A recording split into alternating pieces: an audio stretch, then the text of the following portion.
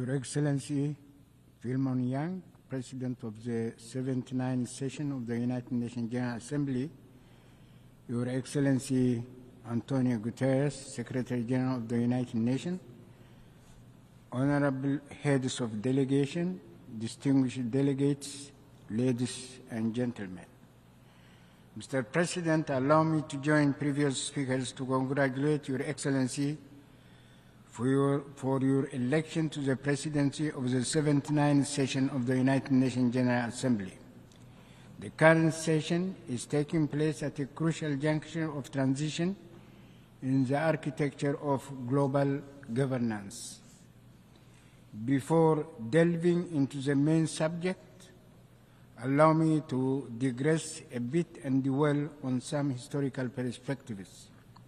As it will be recalled, maintenance of global peace was indeed the overarching mantra and proclaimed objective when the League of Nations was established 1 century ago in January 1920 in the immediate aftermath of the First World War. But in spite of the lofty pronounced objectives, the League of Nations could not fully measure up to the noble task and deter the eruption of the Second World War. 25 years later, in October 1945, the United Nations was solemnly established to prevent another world war and guarantee durable global peace, but our global community was plunged into the era of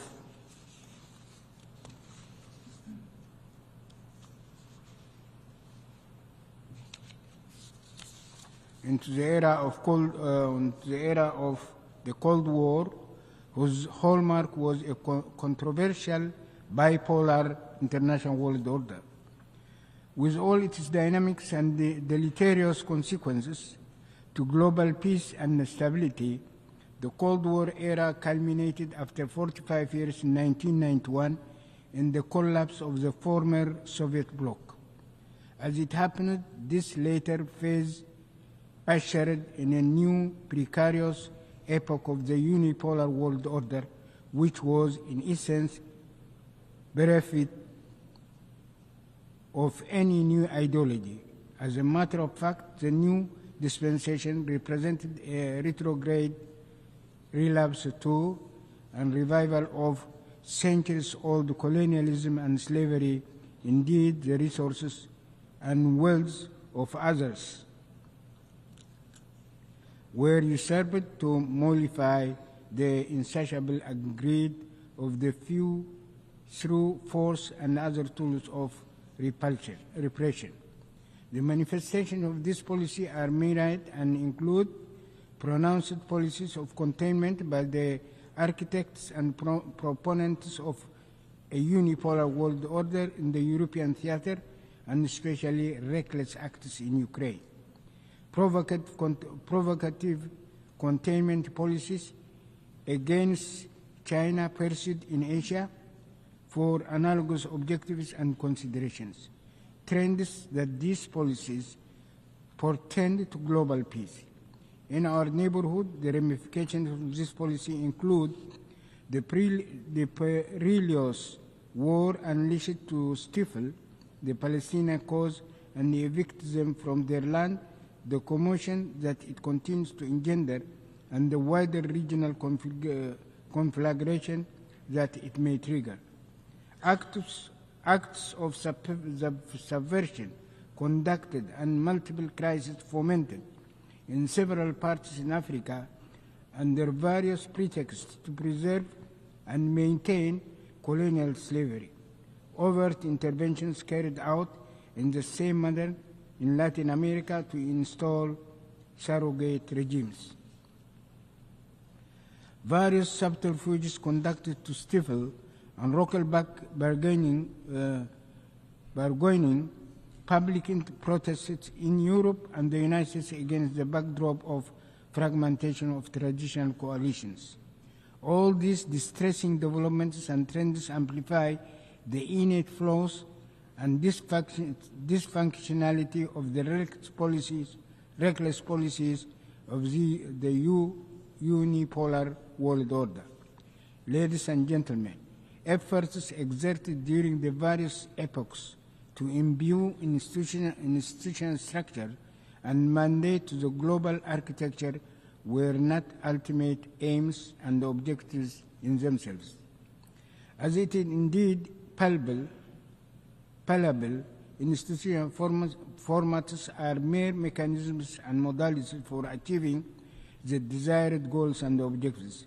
Peace and stability constitute indispensable prerequisites for the promotion of prosperity and growth and the attainment of the ultimate human aspirations of justice and the prevalence of a just political order.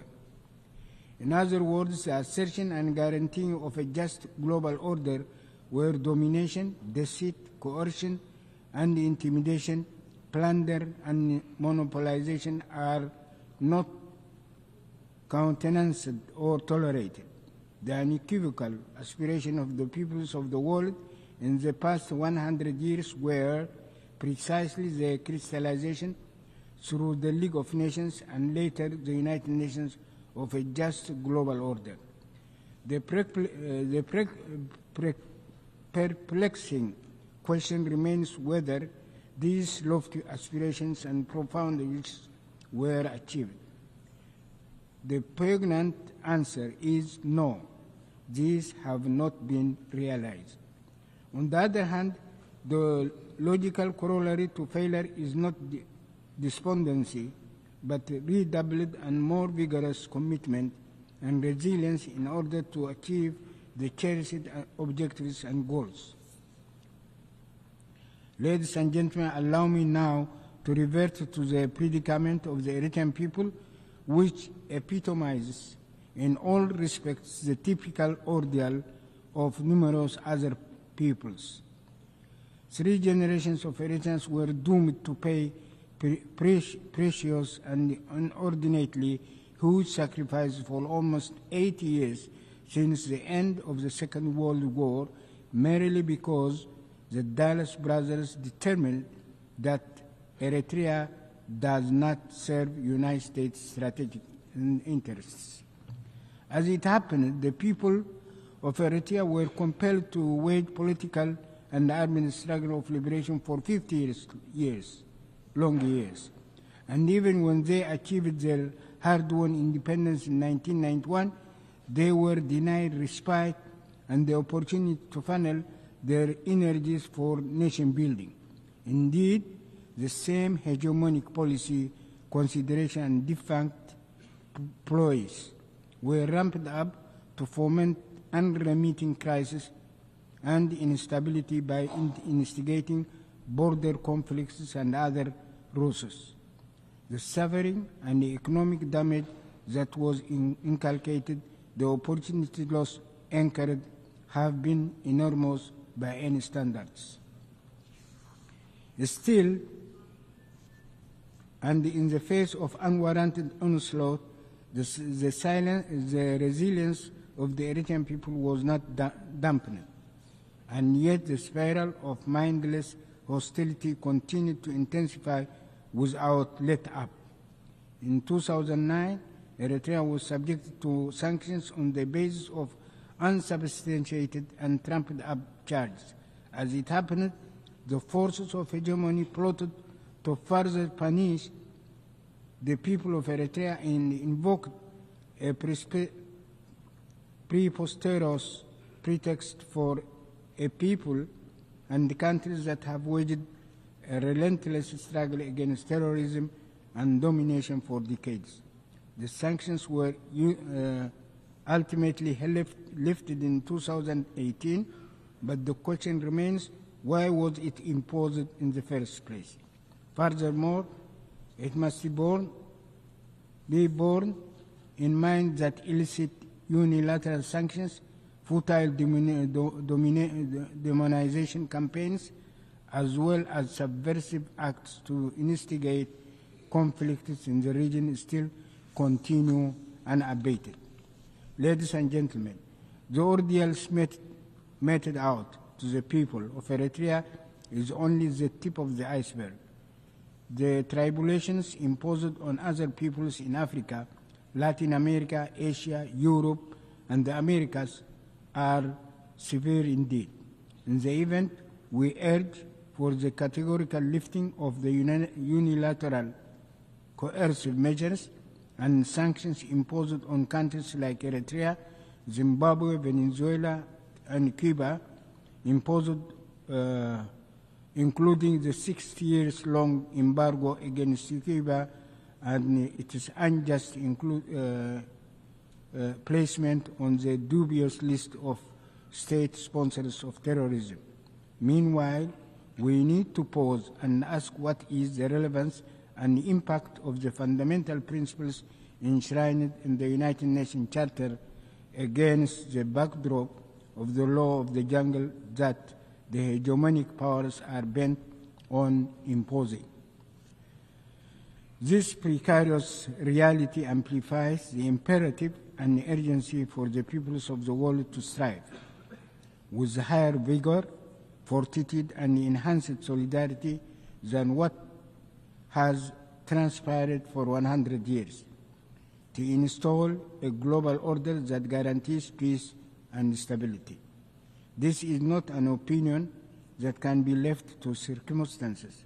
The forces of hegemony must also be made accountable for their crimes for the dispensation of justice. Let me conclude my brief address by reiterating our best wishes for success in our current endeavors. I thank you.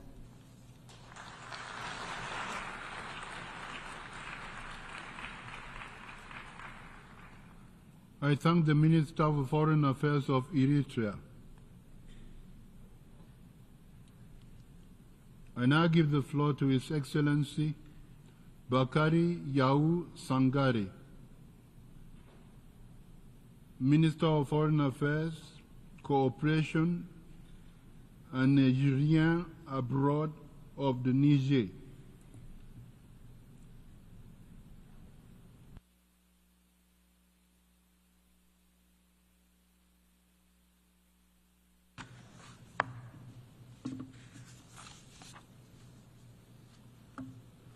Bismillahirrahmanirrahim. Monsieur le Président, Distinguished President, Excellences, distinguished Madame, Monsieur les chefs d'État et de heads gouvernement, of state and government, Madame, Monsieur les chefs de délégation, distinguished heads of delegations, Madame, Monsieur, ladies and gentlemen. je voudrais tout d'abord At the outset, adresser mes vives I would like to félicitations à warmly Monsieur Philemon congratulate Yang Mr. Philemon pour Yang son élection on his election à la présidence as de la President of the 79e 79th session session de l'Assemblée générale of des the Nations UN Unies. General Assembly. Je souhaiterais par la même I occasion also exprimer à son would like to prédécesseur express to his predecessor, Monsieur Denis Mr. Francis, Dennis Francis de Trinité of et Trinidad Tobago, and Tobago. mes chaleureux remerciements pour le My travail sincere remarquable thanks for accompli durant his son mandat outstanding work malgré un contexte during his mondial mandate, plein de despite bouleversements. the turbulent global Hélas, context.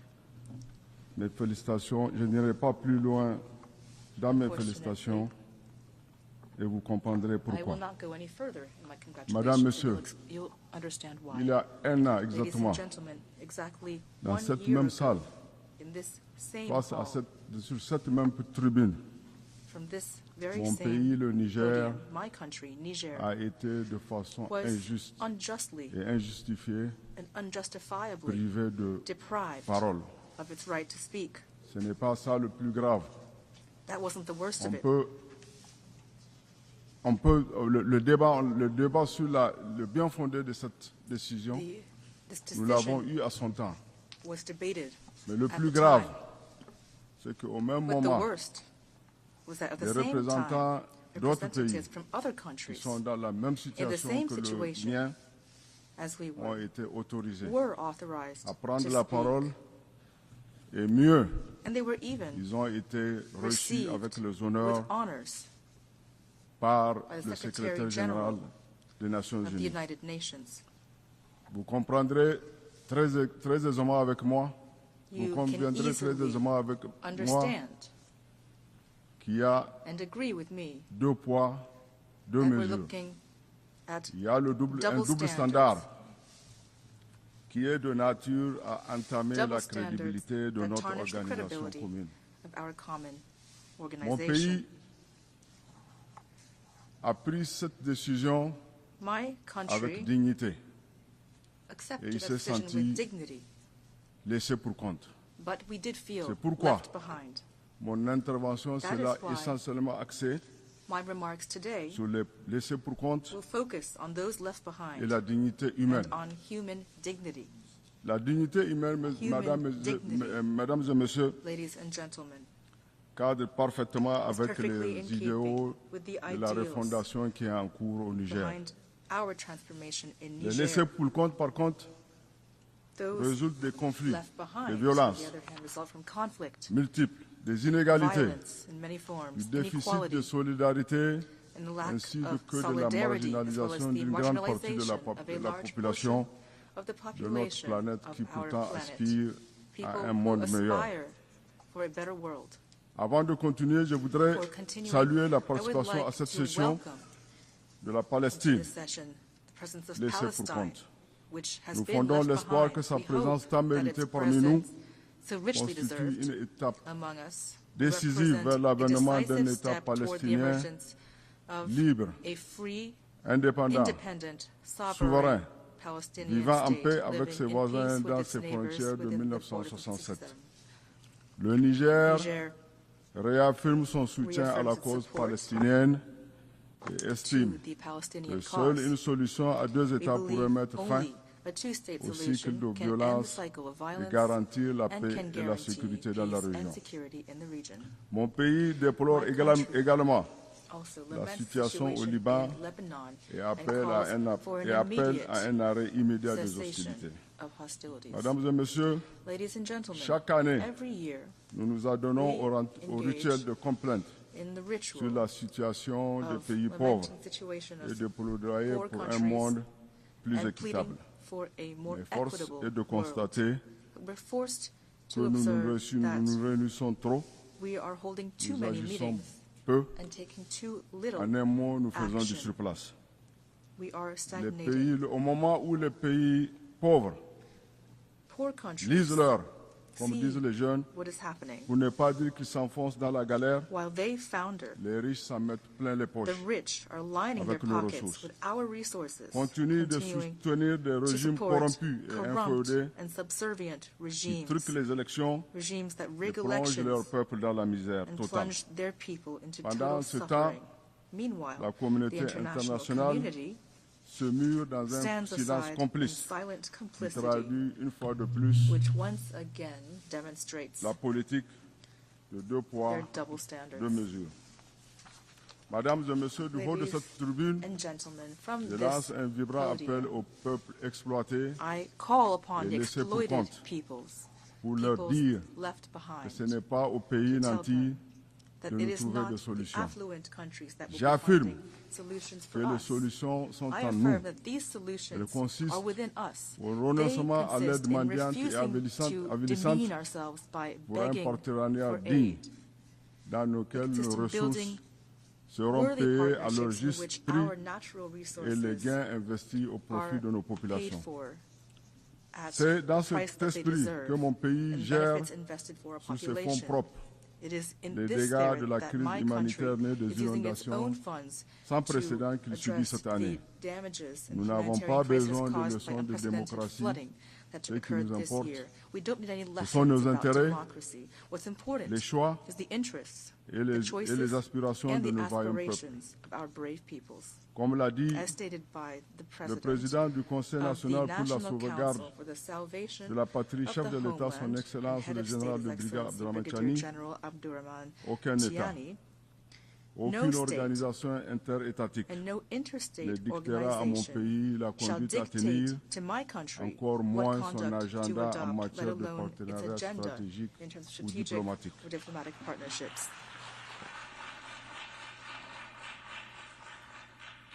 Mesdames et Messieurs, Ladies and gentlemen, comme vous le savez, as you know, la région du the Sahel Sahel region est en proie for more depuis than a plus d'une décennie decade now à une has grave been crise suffering sécuritaire a severe qui, security crisis qui menace that l'existence jeopardizes même the very de ces États et existence constitue of une its atteinte states, notoire which à represents la paix an ignominious et à la attack sécurité on internationale. international peace and Il y a le security. souci de faire face aux To défis present a communs united front qui les assaillent, against the common notamment challenges sécuritaires, les that trois we are pays facing, sous le especially security leadership challenges. de leurs The excellences, le three capitaine states led by their excellencies, Ibrahim Captain Traoré, président Ibrahim du Faso, Traoré, President of Burkina Faso, le colonel Colonel Assimi Goïta, Assimi président de la Goïta, President of the transition transition, du Mali, chef Head de of l'État State du of Mali, Mali,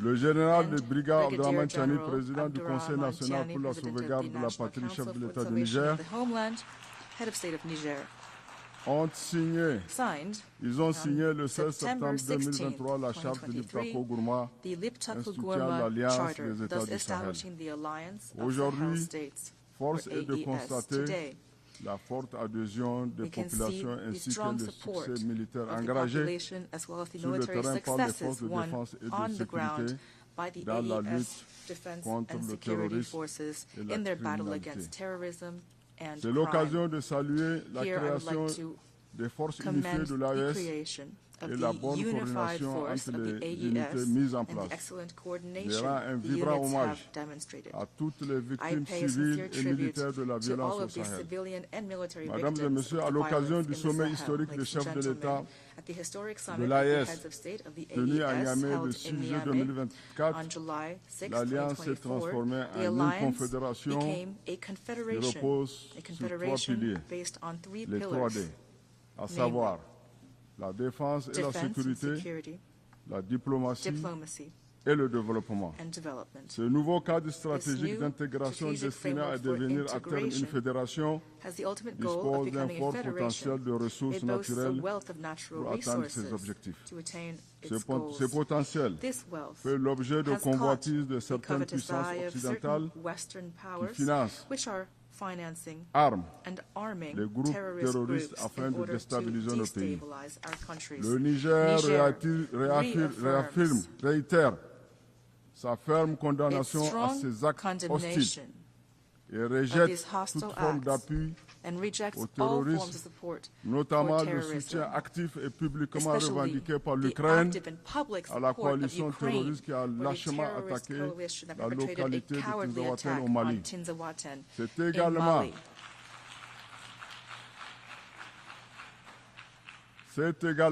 Here I le also lieu de dénoncer would like to les condemn actions subversives et la subversive nouvelle actions stratégie and de new strategy of recolonisation recolonization revendiquée et espoused assumée par la and France, pursued by France, qui renseigne, which trains, forme, finances, finance arms, and et provides arme les groupes intelligence terroristes au Sahel. to the terrorist Elle groups offre of the Sahel. gîtes et It couverts à provides ses food valeurs and locaux, lodging to its dont local certains lackeys, some occupent of les which emprises occupy the diplomatiques du diplomatic Niger à Paris premises en of Niger violation in Paris flagrante in flagrant de la violation Convention de of the Vienne Vienna Convention de of 1961 1961 sur les on relations diplomatic diplomatiques. relations.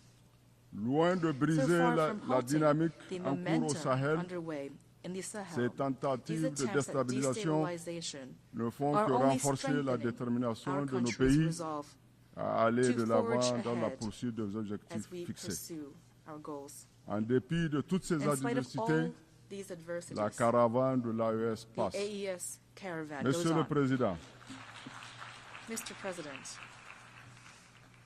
la Confédération The des États du Sahel Confederation constitue désormais, of Sahel n'en states déplaise à certains, is now, une nouvelle donne géopolitique as qui much as compte some might be jouer displeased pleinement by son it, rôle sur l'échiquier a new international geopolitical dans deal le respect which will fully play its de la role in the souveraineté et international de arena libre choix while de ses respecting the partenaires. sovereignty and the freedom Comme of l'a choice dit le of its président, partners, as stated Son by Excellence His le Excellency colonel Assimi Colonel Goïta, Assimi président de la Goïta, Confédération President of the AES, Confederation à l'occasion of de the la 1, AES, on the dans notre first dynamique anniversary of the d'indépendance et de alliance, souveraineté quote, in our spirit recouvrée, of nous independence and restons regained ouverts à la sovereignty, coopération. we remain open to cooperation Nous restons ouverts à la, with nous restons ouverts à la coopération brotherly avec and les friendly peuples frères peoples et amis dans un esprit based de on fraternité et fraternity de respect and mutuel. mutual respect. Mesdames et messieurs, au plan Ladies national, and gentlemen, la vision on the national inclusive level, du président the du inclusive CNSP, chef vision de l'État, of le the général President de of the brigade CNSP and head of Abdourahmane Tiani state, s'articule Brigadier General autour de 4 Abdourahmane axes Tiani, stratégiques. is based on 4 Le strategic renforcement de la pillars as sécurité et de follows: la cohésion sociale, bolstering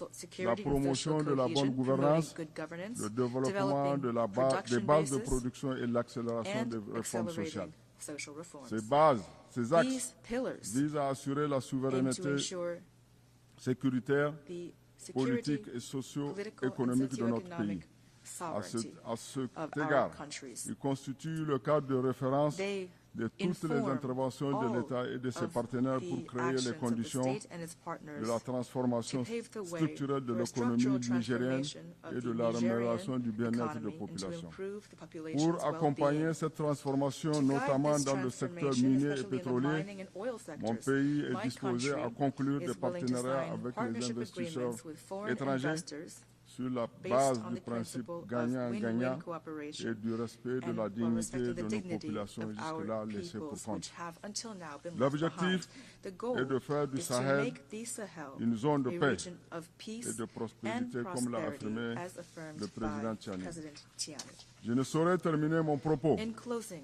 sans remercier I les would pays like frères et to amis, thank our brotherly le Burkina, countries, our Le friends, Mali, Burkina Faso, le Togo, Mali, Togo, le Maroc, Morocco, la Turquie, Turkey, la Chine, Russia, la Russie, China, l'Iran et Iran, tous ceux qui accompagnent le and all Niger dans others son who have processus de supported refondation. Niger as Je it voudrais- transforms itself.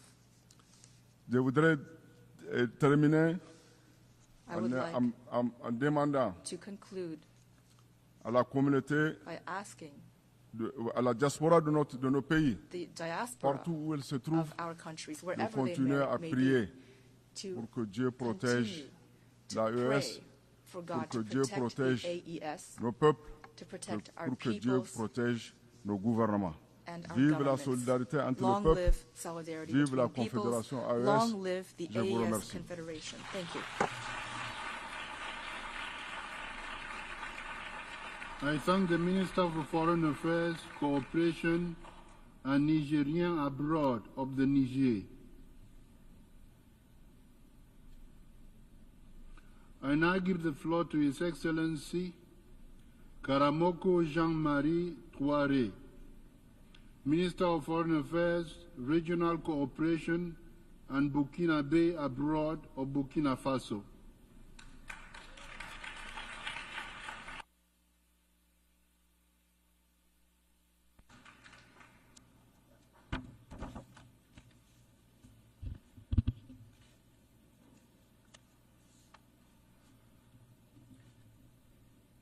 Monsieur le Président, Mr. President, Monsieur le Secrétaire général des Nations Secretary Unies, General of the United Nations, distingués délégués, distinguished delegates, j'ai le grand privilège I have the great et privilege l'immense honneur de and vous transmettre, the honor au nom of de Son conveying Excellence to you le capitaine on Ibrahim behalf Traoré, of His Excellency président du Captain Faso, Ibrahim chef de l'État, Traoré, President of Burkina le Faso, salut Head of State, fraternel the brotherly et amical and du friendly vaillant peuple du greetings Burkina of Faso, the valiant people of qui, Burkina malgré Faso, toutes les the adversités, people who, in the face notamment of l'ignominie adversity, des agresseurs namely the et ennemis de la heinous paix, acts of aggressors les and manipulations enemies of et les peace, ingérences de toute machinations nature, and a interference su développer une in its résilience many forms, a pour people that, in poursuivre spite sa of all marche of the radieuse above, vers un have développement developed a économique, resilience social, to continue inclusif. its glorious journey Il towards me plaît inclusive également social and de vous economic traduire development. au nom du I'm gouvernement also et du peuple delighted burkinabé to bring to you, on mes behalf of chaleureuses the people and government félicitations of Burkina pour votre Faso, brillante élection my à la warm présidence de cette congratulations, Mr. 79e President, on your session brilliant ordinaire. election to steer this À votre 79th prédécesseur, session of the General M. Assembly. Denis Francis, I also j'adresse wish les to félicitations convey de the ma délégation congratulations of my pour les delegation acquis to engrangés Mr. au Dennis cours de son Francis, your mandat predecessor, dans un contexte for international the particulièrement achievements marqué garnered par des over the divergences course of his profondes. mandate in an international context Monsieur le Secrétaire général, marked by deep division. Le Burkina Faso Secretary apprécie General, à leur Burkina juste Faso valeur les actions quite que le rightly système des Nations appreciates Unies et the ses work partenaires, done by the sous UN votre system and coordination, its partners continuent de under your mener sur le leadership, terrain work that en they soutien continue aux to do efforts on du the ground gouvernement. to support my C'est d'ailleurs à government's ce efforts. titre que mon pays se réjouit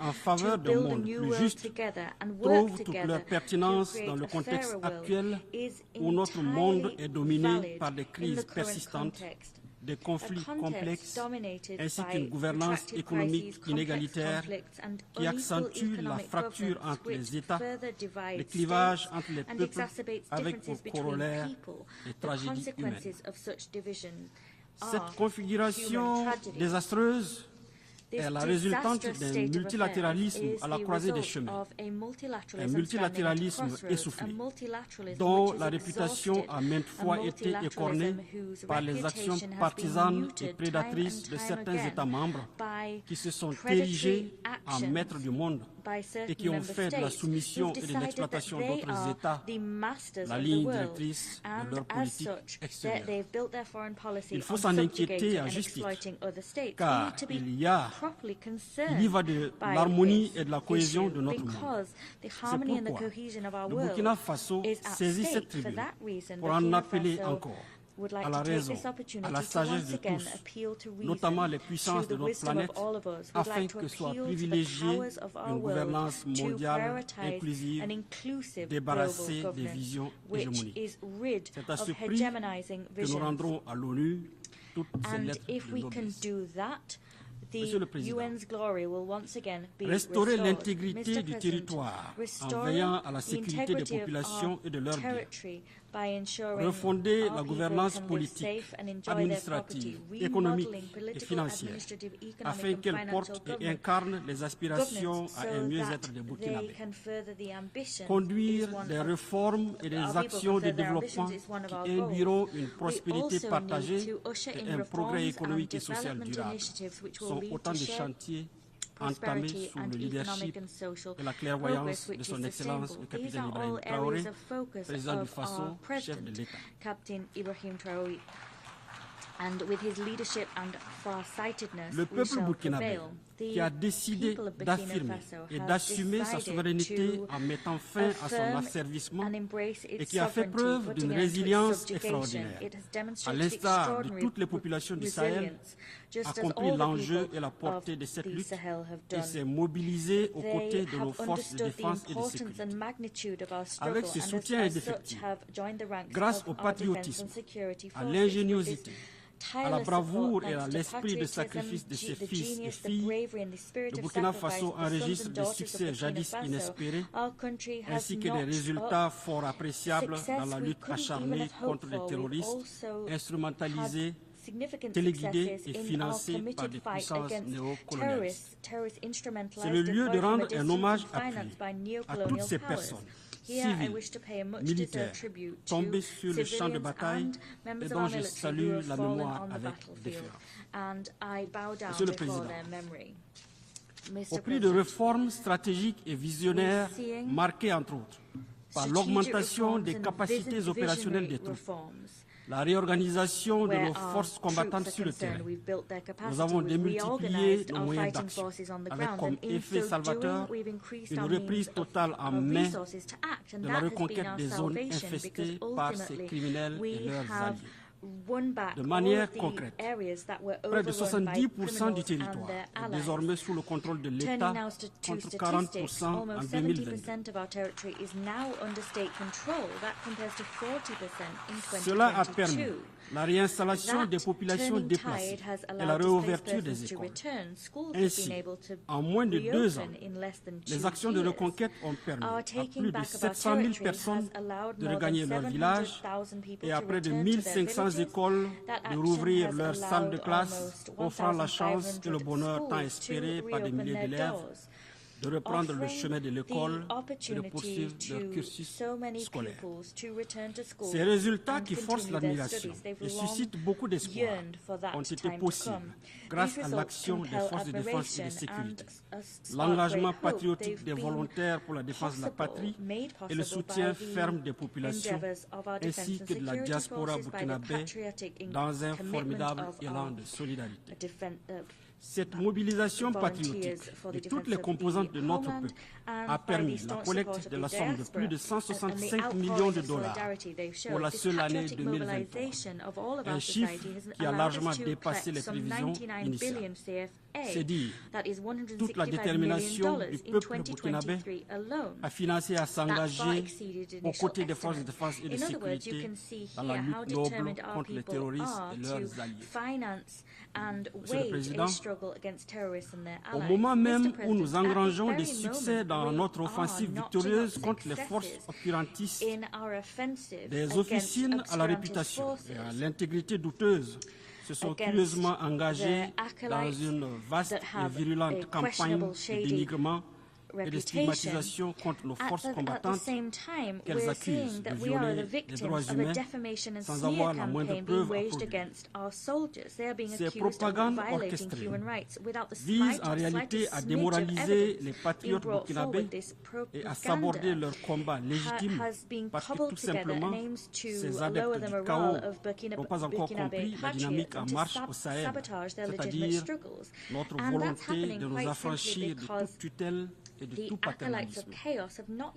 Mon pays voudrait saisir l'opportunité de cette tribune pour traduire avec déférence son infinie gratitude à tous ses pays amis et ses partenaires sincères qui soutiennent sa cause et l'accompagnent dans la consolidation de sa marche radieuse vers un développement économique et social inclusif.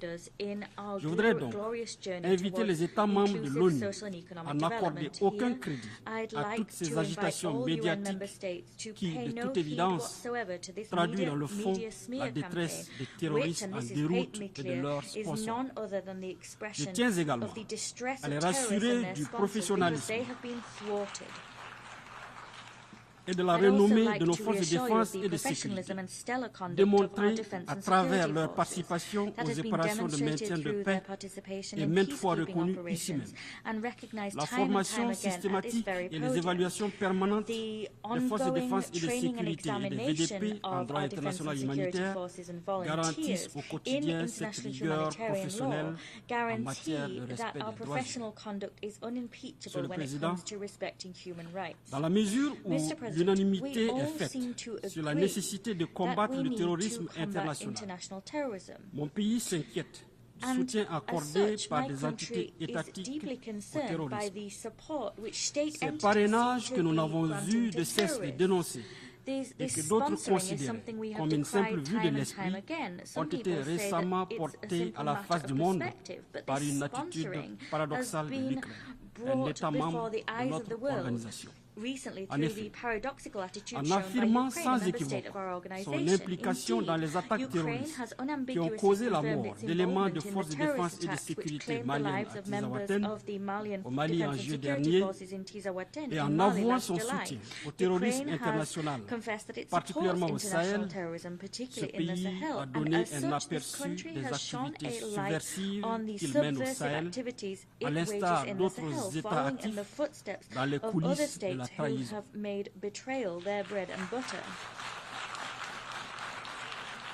Nous réitérons notre condamnation ferme de ces actes d'agression et d'apologie du terrorisme qui violent la Charte des Nations Unies et les conventions internationales y relatives.